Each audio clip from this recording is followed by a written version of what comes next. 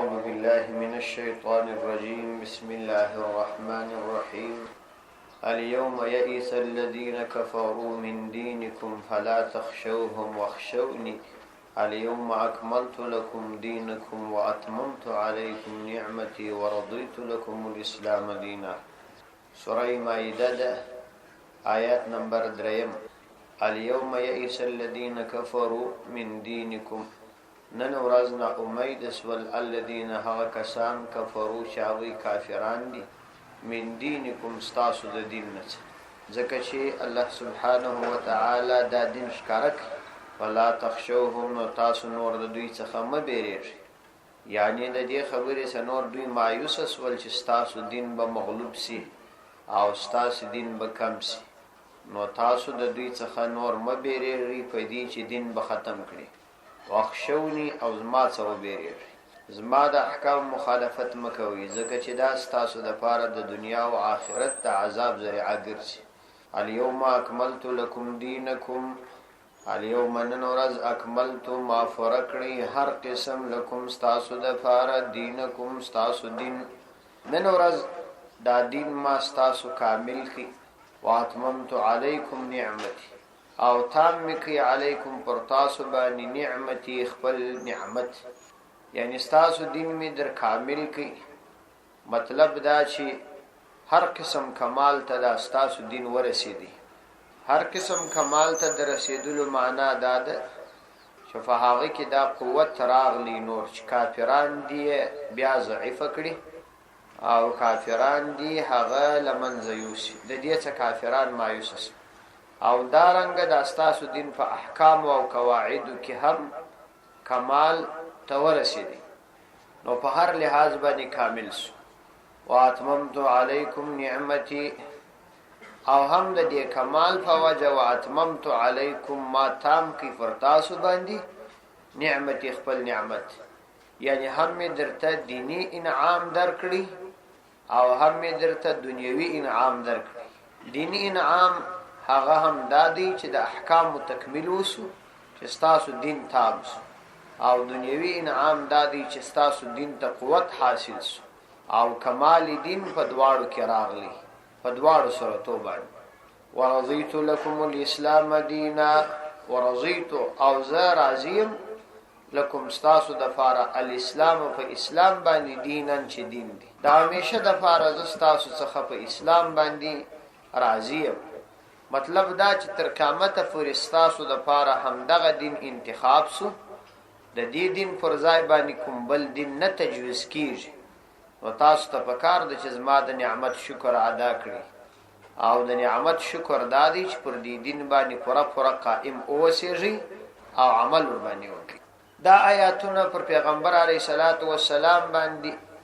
د عرفات په میدان کې په حجۃ الوداع کې نازل شوي دي. د عبد الله ابن عباس رضی الله عنه په قول باندې چې دا د قران کریم آخري آیاتونه دي، د دې څخه ورسته د احکام نور آیاتونه بیا نه دي نازل شوي، او د دې څخه پیغمبر علیه الصلاۃ والسلام ورسته یو اتیا یا دو اتیا ورځې بعد د دنیا څخه تشریف وړي. پر لسم باندې د ذوالحجۃ الحرام نه میاشتې پیغمبر علیه الصلاۃ والسلام باندې دغه آیاتونه نازل شوي دي. د لسم هجری د 12 میاشتې پر لسم تاریخ باندې دا آیاتونه نازل شوي، او پیغمبر علیه الصلاۃ والسلام د 11 هجری د ربیع الاول د میاشتې پر 12 تاریخ وفات شوی. چې دغه لحاظ څخه سړی حساب ورته وکي، نو پر لس د ذوالحجۃ الحرام چې د آیاتونه را نازل شي، نو دغه اسلامی کال شل ورځې نورې پاته وي چې 11 کال را نه ویسو. شل ورځې دا د 11 کال اوله میاشت محرم، دومه صفر او درېمه ربیع الاول، نو دا دوی میاشتې شپېته ورځې کېږي. 12 ورځې او شل ورځې چې سره یو ځای کې، نو دا 10 ورځې کېږي، دا 9 ورځې کېږي، او هلته یو ورځ یا 2 ورځې نورې ورباندې زیاتېږي. نو دغه حساب څخه پیغمبر علیه السلام یا یو اتیا یا دو اتیا ورځې ورسته وفات شوی، ځکه ځینې روایاتو کې راځي چې پیغمبر علیه السلام پر دوهمه باندې د ربيع الاول وفات شوی. اختلاف دی په دې خو نیوی ورځي ټولې د دې څورسته پیغمبر علیه الصلاۃ والسلام هغه په دنیا کې حیات. د دې آیات په اسلام کې خورال وړه مرتبه ده. یو خو به له هغه د الله تعالی دین د انسانیت د پاره ژوند او حیات دی، او د الله تعالی کلام بیا د انسانیت د پاره د ژوند تر ټولو هغه اهم جز دی. او د دې آیات به د الله تعالی په کلام کې ډېر لوی عظمت او شان. مفسرینو د دې آیات په ارتباط خورا ډېر تحقیق لیکلی. مفردات الراغب کې امام اصفهانی رحمه الله، روح المانی، ابن کثیر، معارف کې مفتی محمد شفیع صاحب خورا ډېر تفصیل لیکلی. د دې آیات د نزول په ارتباط باندې د دې آیات عظمت دی را نقل کړي. هغه دا دی چې د دې آیات یو خاص شان دی. اول دا چې دا آیات د عرفات په ورځ نازل شوی، او ښکارا خبره ده چې د عرفات ورځ دا سیدۃ الایام د ورځو سردار، او بل د عرفات په ورځ هم د جمعې په ورځ چې د عرفات او د جمعې ورځ دا دواړه سره برابر شول. دا دوا دریم په میدان د عرفات کې چې دا د الله تعالی د رحمت د نزول تر ټولو مبارک مقام دی. څلورم بیا هم هغه غرت چې هغه جبل الرحمت دی، او پیغمبر علیه الصلاۃ والسلام د دې وقوف درلودلی دلته را نازل شوی. پنځم د مازګر په وخت کې نازل شوی. یو خو بیل هغه د مازګر وخت د برکت وخت وي، ځکه چې د ورځې اختتام وي، او دا وخت د ملکو د تغییر او تبديل وخت دی. او بیا د عرفات په میدان کې د جمعې د ورځې نو د مازګر وخت، او بیا د عرفات د ورځې د جمعې د ورځې د مازګر وخت د شپږ. د جمعې په ورځ کې په صحیح احادیثو کې ثابت ده چې یو ساعت د ساعت ستا چې په هغه کې د مؤمن بنده دعا قبلې شي. د اکثر محدثین رائے ده چې د مازګر وخت دی. نو بیا د جمعې د ورځې د مازګر وخت چې د ډیرو روایتو مطابق دعا پکښ قبلې شي. بیا خاص د عرفات پر میدان د مازګر ورځ، او اتم د لمړي ځل د پاره چې پکښې کې د مسلمانانو یو عظیم اجتماع جمع وي، او ټول د انسانیت تر ټولو بهترین انسانان جمع شوي چې پکښې کې 1,40,000 هغه مختاره بهترین انسانان صحابه دا پکښې جمع شوي، چې هر یو د انسانیت د پاره راهنما او د تمام عالم څخه خیر، او په دې کې رحمت للعالمین هم چې د انسانیت د پاره تر ټولو غوره دی او د ټولو انبیانو څخه بهتر دی. هغه هم موجود، او د دومره عظیم اجتماع په صورت کې چې حج هم وي، او د حج یو عظیم رکن ادا کیږي. نو ښکاره خبره ده چې د دې آیات څومره لوړه مرتبه ده. حضرت عمر رضی الله عنه ته ابن کثیر رحمه الله را نقل کړي دي د يهودانو یو ډله راغله، او دا حدیث مشهور دی، ډیر کتابونو راخسته. د يهودانو یو ډله ورته راغله، علما یو هغه ورته ویل چې تاسو په کتاب قران کریم کې مشته یو آیات معلوم کدا آیات چې په مش کې یا مش په دین کې نازل وای لجعلنا هذا اليوم عيدا، نو موږ به دا ورځ خامخا اختر کړی وای، یعنی موږ به دا ورځ منځلای، او د دې ورځې به مو یو ډیر لوی شان کوله، او تاسو کې دا آیات نازل دي خو تاسو دا کار نه دی کړی. عمر رضی الله عنه ورته فرمایل چې هغه کوم ورځ؟ نو دوی ورته ویل چې هغه دغه آیات دي چې الله تعالی پر تاسو په دغه ورځ کې نازل کړي چې اليوم اکملت لكم دینکم. د الله تعالی د دین د اکمال او د نعمت د پوره کېدو اعلان دی. نو عمر رضی الله عنه ورته ویل دا ورځ تر تاسو شو پیژنم، دا امراته معلومه ده چې چیرې نازل سو، پر چا نازل سو، څو وخت نازل سو، لیکن اسلام مشته د اختر 2 ورځې راکړي، او د نور اجازت اسلام مشته نه دی راکړي. مفتی محمد شفیع صاحب رحمت الله علیه د دې ځای څخه وایي چې د حضرت عمر رضی الله عنه د دې قول څخه د اسلامي امت ته یو غټ اصل او لوی قانون فلاس ورکړ. هغه دا چې اسلام د ورځو او د اشخاصو د منزل دین نه دی، او نه اسلام د دې شي څخه یادونه کوي،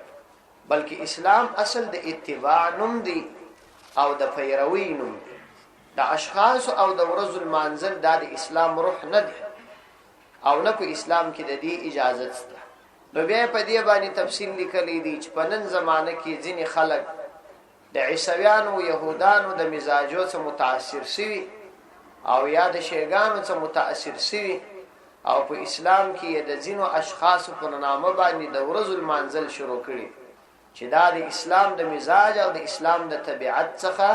یکسر مخالفت او غلط کار. نو په هغه کې بیا دغه د میلاد سلسله چې دا په 12 باندې خلک راوځي جلوسونه را باسي او دا ورځ مانځي او مستقل شان ورکي دایم ذکر کړي او په دې باندې تفصیلی ژغېدلې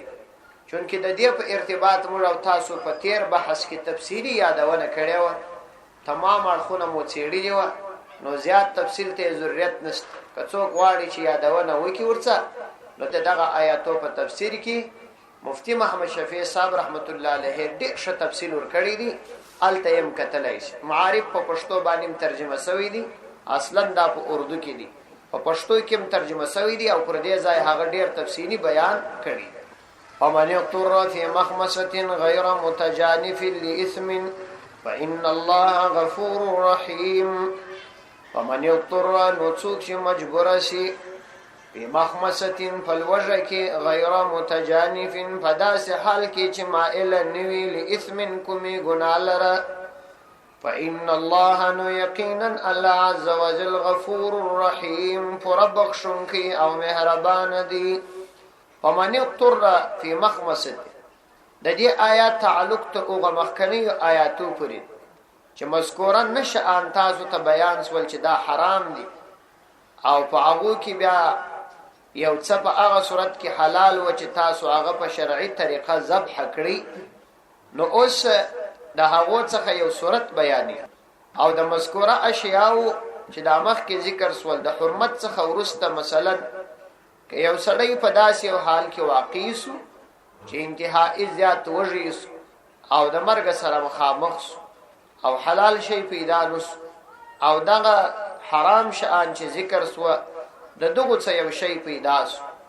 نو په دا صورت کې کدی را ولاړ شي خوراک وکي جنی دومره اندازه چې د مرګ را وګرځي نو الله تعالی فرمایي چې موږ دې نه رانیسو او موږ بخښ ورته. ومن يضطر في مخمصة او د مذکوره اشیاء د حرمت څخه ورسته کدا معلومه کړل ومن غڅوک یضطر کچیر شدید مجبور سو فی مخمصة فالوجه کی مجبور سو او دغه اشیاء مذکوره او خړل غیر متجانف په داسې حال کې چې مائل نوی لاسم طرف ته د ګناه مطلب دا نه چې د ګناه د پاره خوري یعنی جوړ وي روغ وي او نور ډوډۍ او نور شان پیدا کیږي او دای فقط د ګناه فعل کې داسې نه نو بیا الله تعالی دلره د دې اجازه ورکړي. غیر متجانف لاسم چې مائل نوی لاسم ګناه لري یعنی نتر ضرورت زائد خوراک وکړي دا دوه شرط لري. اول شرط یې دا دی چې دومره اندازه خوراک بکړي چې فقط د مرګ را وګرځي او بل دا چې د خوند او مزه د پاره به نه خوري چې د دې څخه خوند او مزه اخلي. نو غیر متجانف یعنی تر ضرورت زائد خوراک ونکړي او د لذت د پاره ونکړي. په سورته بقره کې دا آیات 300 او التداد وقید وسره لګیدلی و چې غیر باغ ولا عادل چې نه به د حد تجاوز کوي او نه به باغی بغاوت بم نه کوي مطلب در اندازې زیات بخوریم نه او لذت به هم مقصود نه وي. نو په داسې صورت کې دلته جائز ده دا خوراک جائز ده. فإن الله غفور رحیم نو یقینا الله عز وجل پر بخښون کی او پر مهربان یعنی که مثلا یو سړی په دغه وخت کې حد او اندازه ورته معلومه نسول او تر ضرورت تر اندازې زیات خوراک جنی وسو یو ګولا یا دوی ګولې زیاتې جنی وسوي درک نور ته معلومه دي نو بیا الله تعالی د مغفرت کی بخښنه ورته کی ځکه چې قصدن او ارادتن دا کار نه دی سوی. يسألونك ماذا أحل لهم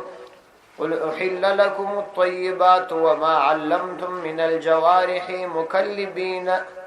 تعلمونهن مما علمكم الله. يسألونك دوی ستا څخه سوال کوي ماذا أحل لهم چې حلال کړل شوی دی دوی لره ورته وایي پیغمبر علیه السلام محل لكم حلال کړل شوی دی تاسو لره الطیبات پاکشیان وما علمتم او هغه چې تاسو ورشودلی وي من الجوارح چرفایانو ته مکلبین فداسی وخت کې چاستون کې استاسو تعلمونهن تاسو هغه ته ورشي اس مما هغه تعلمکم الله چې الله تعالی تاسو ته درشودلی دي فکلوا ويخري مما ده هغه امسکنا علیکم شاغیب تاسو ته راونیسی واذکروا اسم الله علیه او دال تعالی نم فغبن ذکر کی واتقوا الله دال تعالی سخوذری ان الله سریع الحساب یقینا الله عز وجل سریع الحساب تیز حساب کوونکی دی یسالونک ماذا احل لهم د دې آیاتونو د مخکنیو آیاتو سره مناسبت او ربط دادی په مخکې آیاتو کې الله تعالی د حرام او حلال شرپایانو یادونه وکړه او په هغه کې نه قسمه داسې بیان کړل چې دا هغه خوراک جائز نو البته چې په هغه کې څه قسمه داسې و چې په شرعي طریقه ذبح حسول نو بیا یې خوراک جائز په دې آیاتو کې هم د هغه مخکنی مسلې متعلق یو سوال سوی چې بعض صحابه کرامو د رسول الله صلی الله علیه وسلم څخه د ښکار په ارتباط باندې پوښتنه وکړه چې مثلا یو څوک یو سپی لري او یا باز لري په هغه باندې ښکار وکړي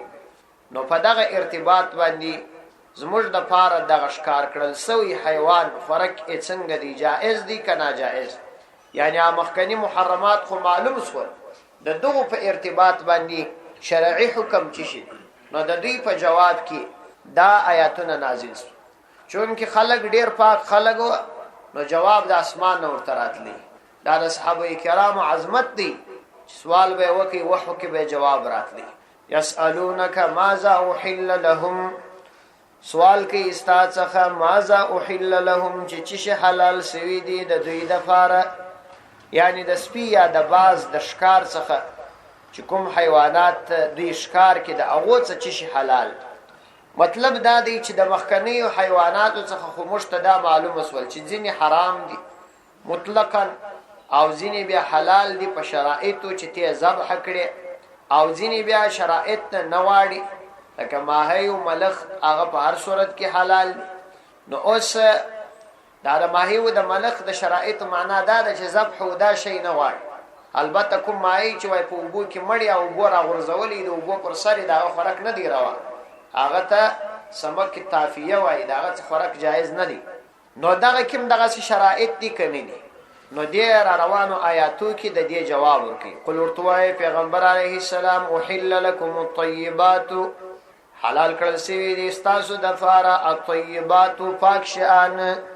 یعنی چې مخکې ترشکار تاسو د فاره حلال و هغه تاسو توسم حلال وما علمتم